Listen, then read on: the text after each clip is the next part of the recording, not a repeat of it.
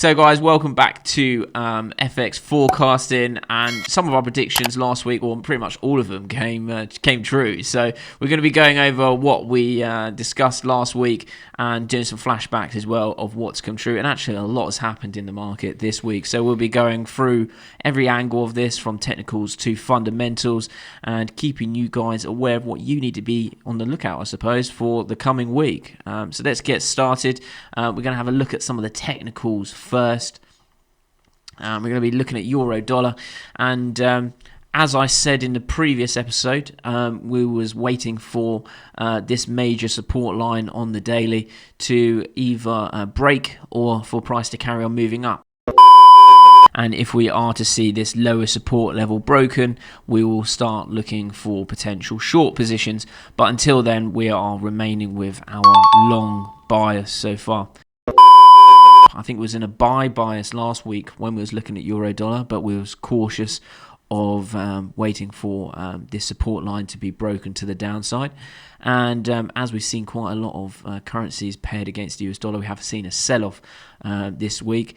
And wrapping up on this, we can see that the euro against the dollar has broken that support line now, moving to the downside, and we're fully in a seller's market now, looking for intraday trades this week on short sells only. That's my main bias looking at the daily. Is there anything you want to add on a daily level there?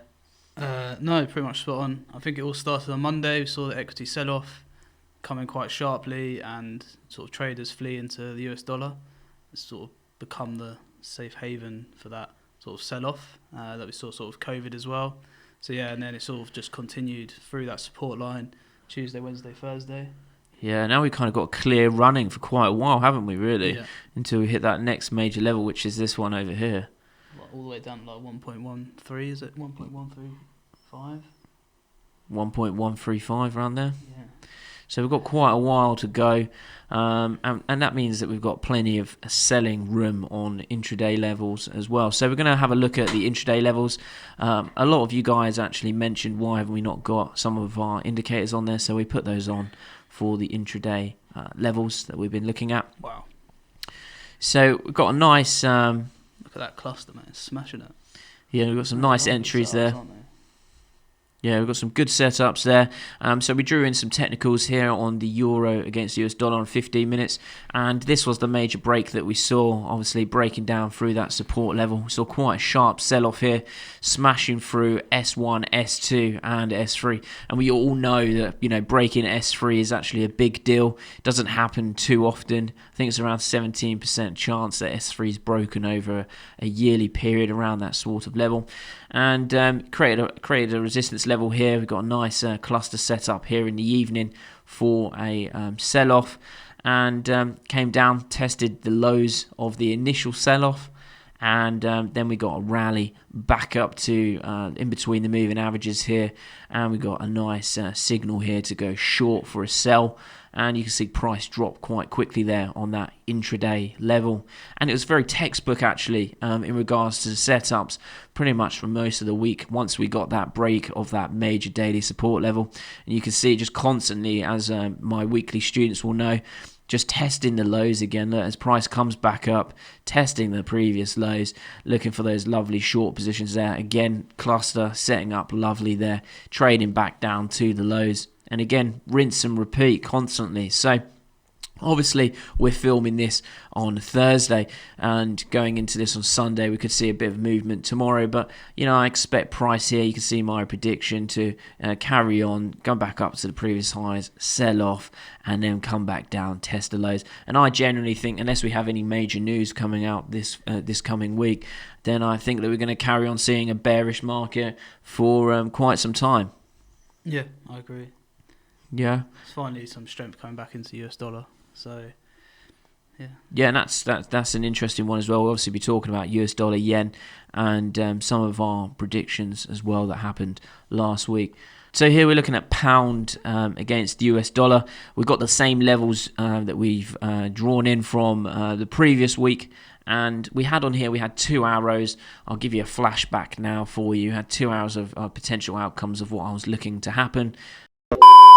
we could just see a breakdown in price from where we currently are. Either way, we are looking for shorts in the market on pound against the US dollar for now.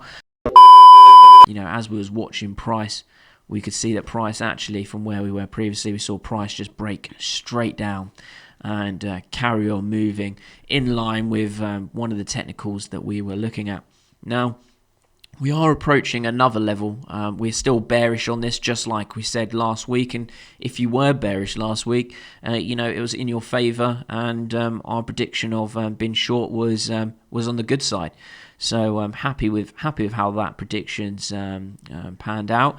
But this is roughly what I'm expecting to see, potentially coming down, testing these previous daily highs. We might see a slight bit of buying power come in, and this could be either fundamentally driven or technically driven. Might be something to do with the Furlough 2.0 scheme that gives us a little bit of a boost up or a bit of confidence back in the economy or whatnot. And then we'll see price gradually continue to sell off. I've actually got a sell position open on this intraday, as I'm very bearish on pound against the US dollar, and I think I will be for quite some time yet. So when we go down to the 15 minutes, I've drawn in some basic levels here of what we've been looking at, and again we've been seeing some nice pullbacks and technical potential entries. From, if you remember in the last week's video, pound against 15 minutes was actually in a slight uptrend from that couple of bullish days that we had on the pair, and you know, we finally got that breakdown here when you can see the moving averages crossing over here with this cross that I've drawn on here, and then we eventually started the downwards trend on the intraday levels. Got a couple of cluster signals here to go short, followed by a nice heavy sell-off. And then we started getting those lower highs coming into play, testing off of in between the 50 and 200 and the 200 moving average. This is a great one here, rejection of the daily pivot point, 200 moving average, and also this little bit of resistance level that we've got here intraday, followed by a sharp sell-off back to the lows. And again, this is quite predictable moves that we're seeing here, followed by the lows being tested again, and a pullback back to this level here.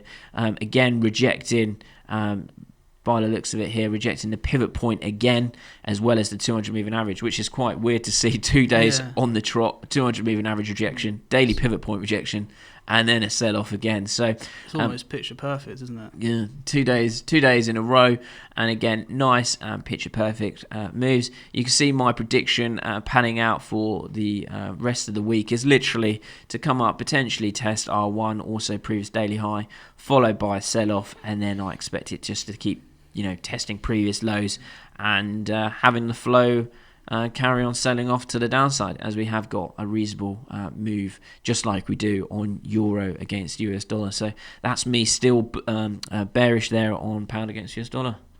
Yeah, awesome.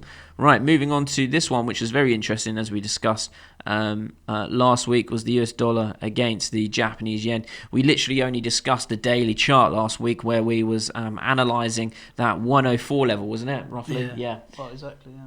Literally touched it, and 104 level. So we said we was very careful about this 104 level. We said we was going to review it once we see price hit that level, and as you can see last week, it hit that level, rejected it like it has done in the past, because it's quite a respectable level, and we've got some couple of days rallying here back up to the moving averages. We could just see a breakdown in price from where we currently are. Either way, we are looking for shorts in the market on pound against the US dollar for now. I've got two lines on the chart here of where I think price is going. I think we might see a little bit more of buying coming in, but I don't think it will be long-lived. I think we'll see it sell off again. So I'm on the sidelines on trading US dollar yen this week. I'm going to be waiting, I think, for price to make a move back up to that, to form a lower high before we get the sell off again. And again, I probably won't trade it until we get a clear-cut decision here of this 104 level broken, or potentially that sort of a higher high forming or something along those lines, before I look at getting bullish on US dollar against the Japanese yen. So I'm on the sidelines, I think, for this pair for this week, and we'll be focusing on euro dollar and pound dollar. Yeah, it's right in the middle, isn't it, at the moment? Sort of between that 104 level and 106. Yeah. So unless you got the trade off the bottom of 104, then it's now a bit of a waiting game. Again, I mean, I agree with that. This one here, I think it's going to come up. Yeah. Yeah, overall, I mean, I'm still bearish on this, and, you know, if there's the right short opportunities, as long as the moving averages are in the right position, I'll still potentially look at those shorts, but less favourable, I think, in comparison to the other pairs. The other two are a lot cleaner at the moment, aren't they, to trade, I think. Yeah, I mean, they've got no support levels really in sight for a while now. So it's good to see him on the downside. This is sort of what my prediction is on the intraday level, but I mean, for those that were trading it bearish down to the 104 level, I mean, the cluster was absolutely insane on these lovely sell-offs all the way down to that 104 level. You can see here, look, just nice selling off all the way down. And then we had price consolidate, trend started to change here, and then we started having some buying power come back in, and we started to see those higher lows starting to form. Obviously I'm bearish, so I'm not touching this whilst it's in an uptrend on the intraday scale. I'm just waiting now for price to start breaking down to the downside before I reevaluate this and look to go short. But you know, I'll be waiting until I start seeing these higher lows broken out before looking to add shorts on. That's what I'm looking at. So makes sense. Yeah, and that's what I'm looking at until we start seeing some potential intraday shorts to the downside. So on the fence on this one, won't be going anywhere near it. Yeah, again, it's not. You don't need to force it, do you? There's other opportunities in the markets. You know. We're keeping an eye on some of those other opportunities. So again, a quick wrap up there from the main currencies from me before I hand over to Elliot to go over some of the indices. Euro dollar bearish, got no support in sight. Pound dollar, I'm bearish. I'm just going to be watching that daily level again of the previous highs that we saw in the daily, but I'm still very bearish on pound dollar. US dollar yen sat on the fence until we see that 104 level break and the intraday trend come back down to the downside. Again, flashbacks from this, I think we did very well in our forecasting from last week, especially with that 104 level on US dollar yen, making sure that we're aware of that. And the predictions that we forecasted came true. So let's move on to indices, and I'll be handing over to Elliot to go through the forecasting through that side of things. Yeah, we're just going to start on sort of the highlights in the US at the moment this week, just to sort of bring everyone up to speed, what we've seen so far. So we've had a lot of Fed officials coming out doing speeches. Most of them have been sort of saying the same thing. They want more fiscal stimulus, so they're waiting on the government to pass the next sort of tranche of recovery stimulus that we talked about last week. They're still in deadlock, haven't really had any updates on that. Something that made me laugh yesterday was Powell's quote, where he came out and said, "We've done basically all the things we can think of." I mean, why would you come out and say that? This is chairman of the Fed. He's obviously, that's quite a strong message to the government. Yeah, that's very worrying. I think that was probably one of the main reasons we saw the sort of continuation of the sell-in yesterday. That came out around 2 o'clock, just before the US market opened, I believe. It might have been a bit later. And then we saw, heavy selling come into play. So, it's not going to, give investors confidence when he's coming out and saying that, we've basically done everything we can. We've got nothing left. I think that sort of tripped the market into being a bit worried. Investors starting to begin in, doubting, is the other companies going to come back and recover? Is this bounce super V, as Donald Trump called it, going to, It's going to turn into a W. Yeah. Anyway, so that caused a big sell-off in the markets. S&P is close to correction territory, so it's nearly had a 10% sell-off from its recent highs. If we see that, then we may see more selling come into play, just like a sort of technical level. So that also saw, investors flee to US dollar.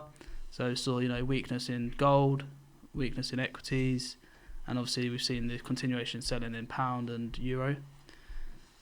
And quite interestingly, yesterday, over 90% of stocks were in the red. I bet future was in the green. Oh, this is US. I don't know. And like we said, massive, led by tech. So we saw Tesla down over 10%, Amazon down 4%, Apple down around 4% as well. So those tech companies that have had that long, strong bullish run are now starting to lead the way in the selling. We may see, a market turnover into more value companies. Investors may move away from tech into more value-led. But yeah, something to keep an eye on. Yeah. Are we starting to see the cracks? Let's have a look at some of the charts. So we're going to start on the S&P. So this is on the 4-hourly. And here you can just see I've drawn on the correction territory we're talking about. So from that recent high back in the start of September, we've had nearly a 10% sell-off. So this was as of Thursday morning. Could be, now you're watching the video, it could have continued to sell off. If you click onto the next one. So yeah, obviously this is Dow. So Dow 30, again, painting a similar sort of picture to the S&P.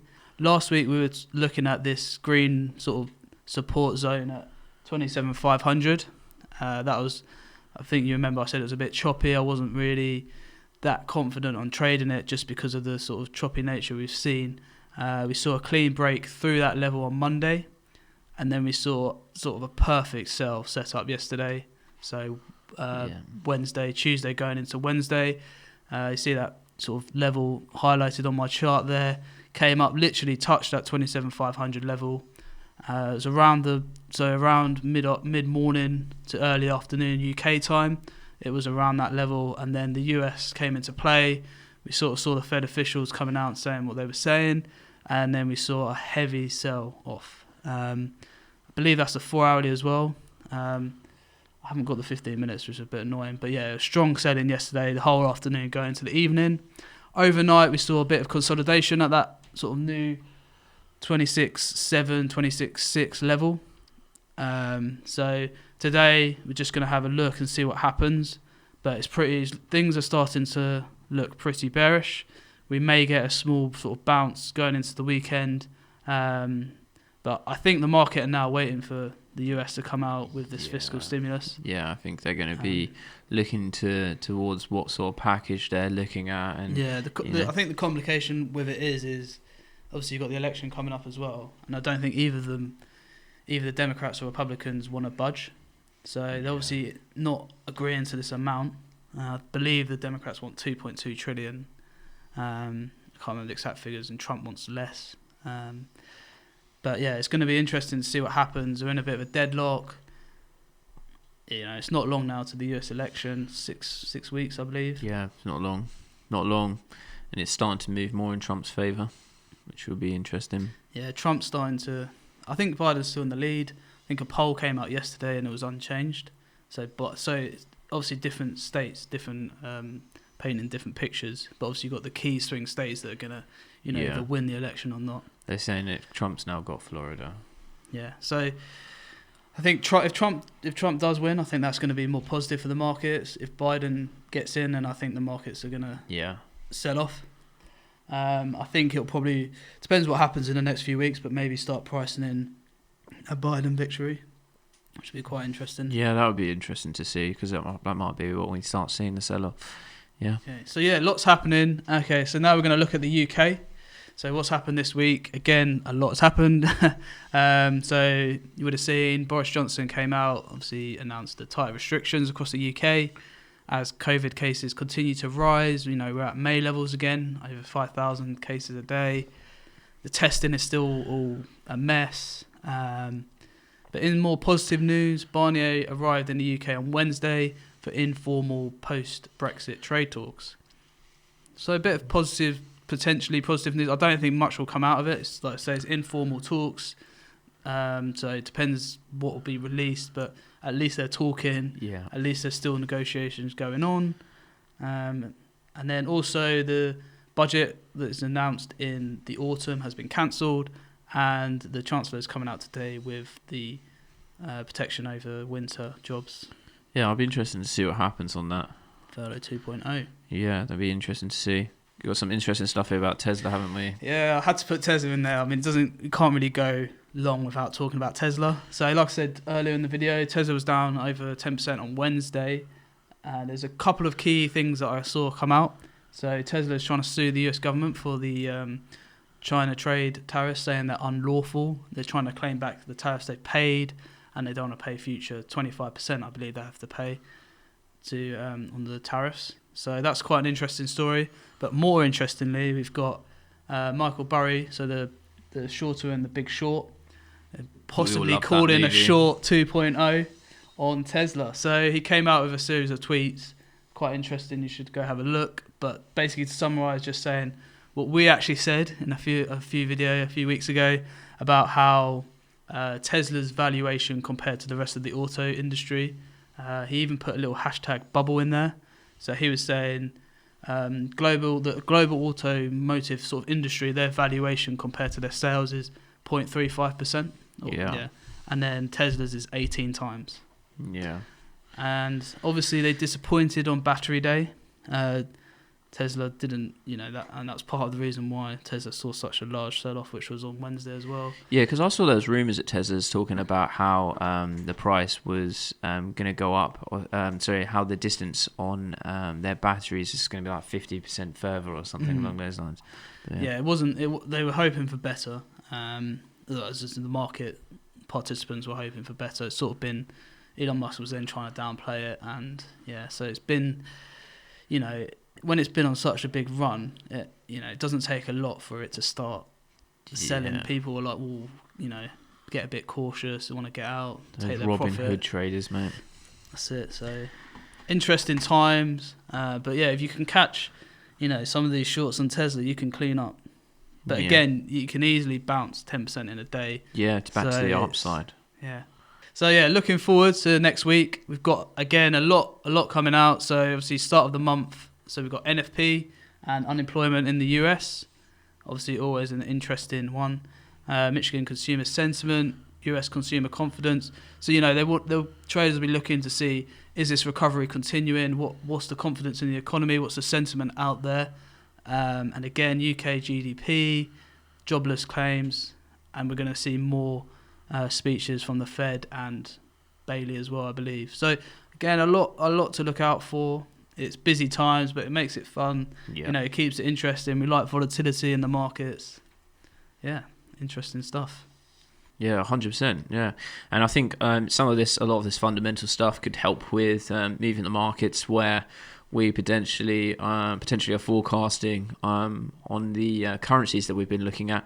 But as you can see from the multiple flashbacks that you've had throughout this episode of our predictions and forecasting from the previous episode, a lot of it came true. Let's see how we do this week, and hopefully we've given you a little bit of a look into what we're watching throughout this week, and some of the different setups potentially that we're looking to take as well.